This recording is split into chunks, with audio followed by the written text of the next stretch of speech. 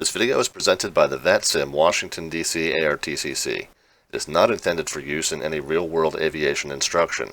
This video is an introduction to the basics of issuing departure clearances as a delivery or ground controller at Washington Dulles Airport. The acronym we use to remember the proper order for clearances is CRAFT, Clearance Limit, Route, Altitude, Frequency, and Transponder. Really, you might think of the last two pieces as departure frequency and squawk code, but that would give you CRADs, and we don't want that.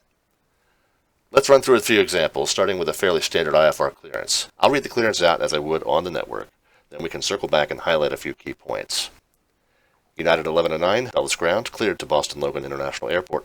Jacoby 3 departure, Swan transition, then as filed. Maintain 3000, expect flight level 330, 10 minutes after departure. Departure frequency 126.1, squawk 5601. First, notice that this flight's destination is listed in the second box here. The third box is their filed alternate. Many VATSIM pilots leave that blank, but make sure you're reading out their destination and not their alternate. You may say the full name of the airport if you know it, but Boston Airport is okay here too. You could just say cleared to Kilo Bravo Oscar Sierra Airport. Just make sure that you include the word airport. For all except a rare few IFR clearances, the clearance limit is nearly always their destination airport. There are many examples where there is a VOR with the same name as the airport, and in places like in this example, the VOR and the airport are not at the same location. So to ensure clearances are unambiguous, it's important that we specify whether we mean the airport or the VOR. For right now, just assume that an IFR clearance limit will pretty much always include the word airport. For route, many controllers, myself included, tend to slip the word via in here. I believe the letter of the law does not include the word via, but it doesn't hurt anything if you do. Altitude will come in two parts. The initial level off altitude followed by when to expect filed cruise. At Dulles, all IFR initial altitudes are 3,000 feet always. Later on, you'll learn that different airports have different initial altitudes, and some SIDs call for a climb via SID instruction in the clearance instead. For now, just use maintain 3000, expect filed cruise 10 minutes after departure. This does mean that the word departure comes twice in a row, and that sounds weird. If you think of these two lines as separate instructions, it's less weird. No, it's still weird. Where do you get the departure frequency from? Well, that frequency might be different depending on what other controllers are online when you are. When you first sign on, you'll need to check in with your tower controller, or whomever is handling tower top-down, and see which controller is handling departures out of Dulles. It may not be obvious because the Potomac Bravo could be sliced up any number of ways, depending on who is online and what pieces of the airspace they're certified for, so just check with your tower controller and make sure. The squawk code you will actually assign using your radar client before giving the verbal clearance. It'll appear in this top box on the flight strip. Let's move on to another basic IFR example. This is Brickyard 3583. Pause the video here and see if you can figure out what each piece of the clearance should be. Brickyard 3583 Dulles Ground, cleared to Atlanta Hartsfield International Airport, clutch 2 departure, flask transition that is filed. Maintain 3000, expect flight level 340, 10 minutes after departure. Departure frequency 119.85, squawk 5601. Here's a small variation. This is Endeavor 4908. Pause the video again and talk through how you think this clearance should sound. Endeavor 4908 Dulles Ground, cleared to Detroit Airport, McRae 2 departure, McRae, that is filed. Maintain 3000, expect flight level 300, 10 minutes after departure. Departure frequency 133.72, squawk 5633. Did you put the word transition after the waypoint McRae? It's okay. Most SIDs have multiple transitions, like the one in the previous example. Our Brickyard flight to Atlanta was taking the fork off of the clutch 2, called the flask transition. On the McRae 2, though, there are no transitions. All roads lead to McRae. So normally, when the first waypoint is named the same as the departure, the word transition doesn't really belong.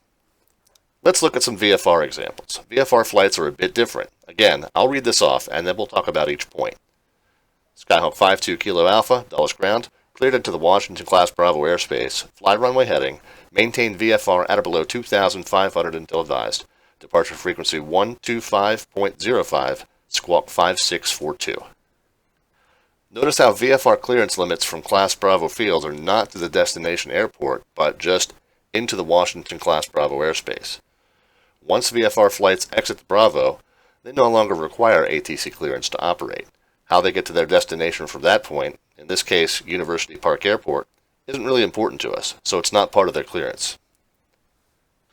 One quick side note, you'll hear some controllers clear aircraft out of the Bravo if they're departures, and into the Bravo if they're arrivals, and through the Bravo if they're transitioning across the space. My feeling is that whether they enter the Bravo from the outside or from the surface, they're still entering the Bravo. So personally, I just use cleared into the Bravo for all cases, and it works just fine. Fly runway heading is an instruction we give all fixed-wing VFR departures from Dulles. This can be found in the Dulles SOP posted on the ZDC website. At some airports, VFR departures do not get a route instruction as part of their initial clearance, but at Dulles they do. For altitude, note again that what they do once outside of the Bravo is not our concern. We'll instruct them to maintain 2,500 or below until advised. VFR flight plans work a little differently than IFR flight plans, and they don't really have a filed cruise in the same way that IFR flight plans do. So for our purposes, we mostly ignore it. The rest of that stuff is the same. In this next example, we have a helicopter. Helicopters often depart from ramps or helipads, so there's no runway heading for them to fly. The tower controller will sort out his initial direction, so we can skip that part. Notice that he intends to remain at 1,300 to stay below the outer Bravo shelves, and does not want flight following. In this case, there won't be a need for him to talk to departure, so we'll skip that part too.